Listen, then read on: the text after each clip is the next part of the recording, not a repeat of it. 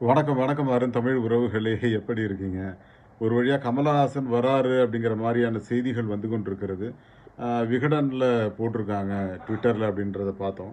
அதே மாதிரி இன்னும் சில எதிர்பார்ப்புகளும் இருக்கு. டஃப் கண்டஸ்டன்ட்ஸ் வரணும். ஒரு டஃப் காம்படிட்டிவா இருக்கணும். நெறைய டாஸ்க் வைக்கணும் பிக் பாஸ்ல அப்படிலாம் நெறைய பேசிக்கிட்டு இருக்காங்க. பட் என்ன பொறுத்தவரைக்கும் ஒரு சுவாரஸ்யமான பிக் பாஸ் சீசன் 8ல இருக்கும் அப்படின்னு தான் தோணுது. ஏன்னா நம்ம கடந்த முறை பார்க்கும்போது நெறைய குறைகள் இருந்தது.